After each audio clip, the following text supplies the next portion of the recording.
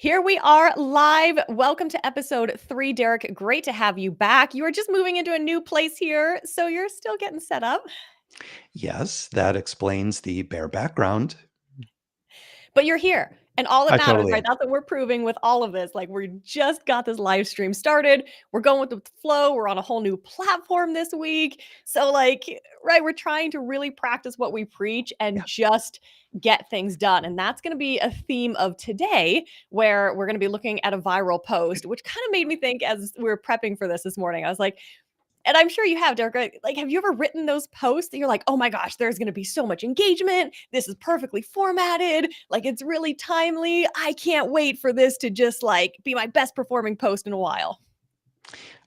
Every time I sit down to write a post, that is exactly and truthfully, I mean that is the level of excitement that I have. Uh, does it wind up sussing out that way? Even for those of us who do this for a living, the answer is no, and I think that Yeah. that is a very important reminder. Um, Keep the enthusiasm, keep the spark, but just be aware of the fact that what feels like a misstep in the moment, if that viral post you've written doesn't go viral, that's not a misstep. Gives you an opportunity to reflect. And I think one of the points that we're going to wind up making today, I hope one of the takeaways is that um, we don't know how the algorithm works. And even Bryan, who created this post that as of a couple of days ago had over 660,000 unique impressions, can't explain how and why it worked the way that it did. So there is still a major firewall, a proprietary firewall up, but we're going to take a look at that post and we're going to highlight a few key things that you can do in your posts or some of the things that Bryan did here that not only triggered the algorithm, but created a post that resonated deeply with an audience broader than he could have expected.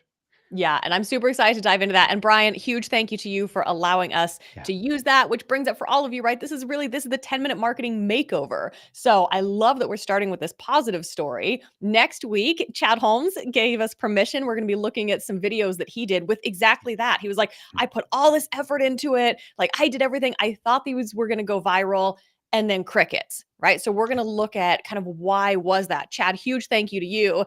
And that's, to everyone else listening, that's what this show is about. If you created something, a blog post or a social post or a video, and you're like, I put all this effort in and it did nothing, and you want to know why, send that in, right? This is a conversation because we have all been there, Derek, like you just said, right? Even for people, Yeah. this is, right, our entire careers is doing this. And we're like, well, that didn't work.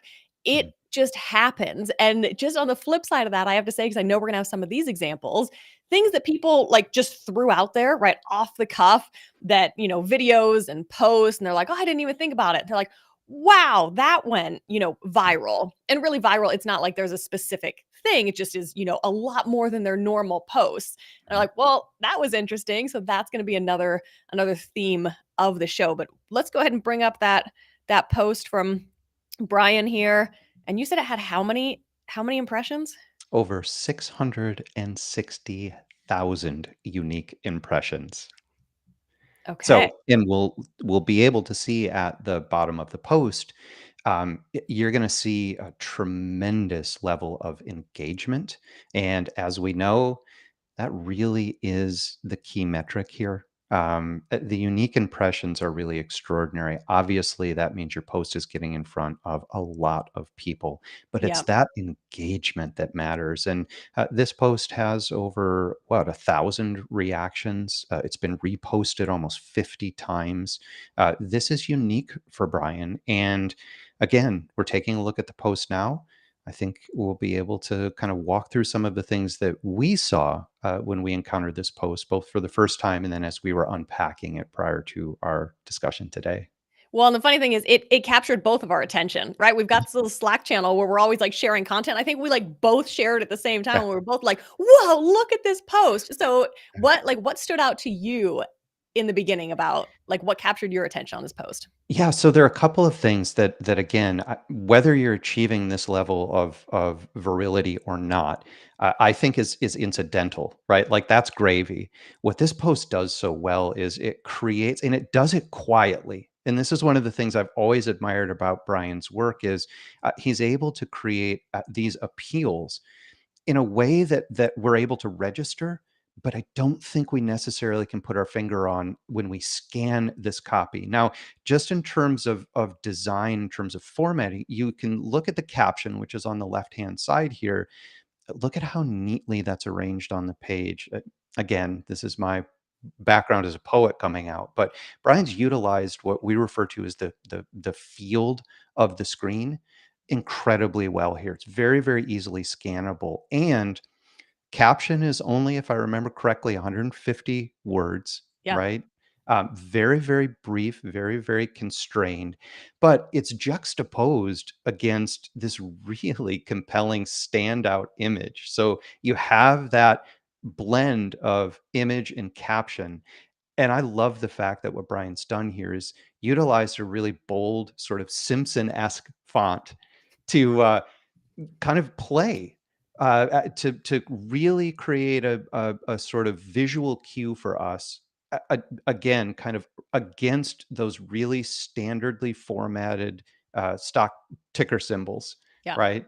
That's one of the things that stands out to me immediately. And then again, that sort of playfulness, that really bold imagery lines up with this very, very even tempered, well measured caption.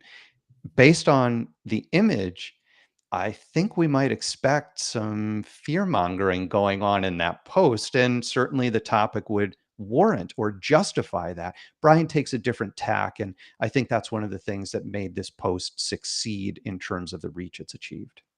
Yeah, I agree with that. I think the thing that I initially was attracted to was that I love that this Simpson-esque font, Yeah. right? Again, the simplicity. We so Yeah. often are like, oh, everything has to look perfect and it has to be perfect and has to be, polished and professional. And it was like, this isn't. And that's actually what I think grabbed so many people's attention. Like, so many humans are visual.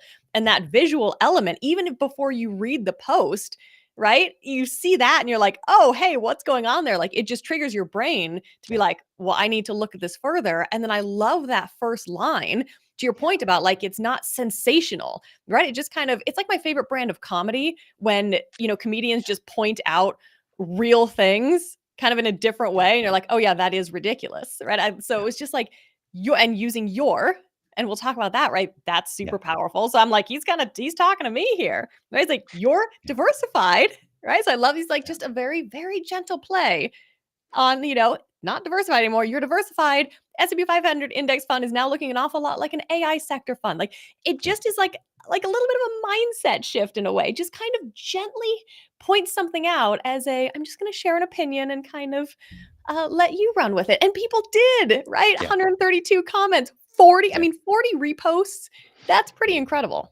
Yeah, it really is. And again, I think you've touched on one of those takeaways for us, those of us who are thinking about ways to kind of look at and approach content creation a little differently.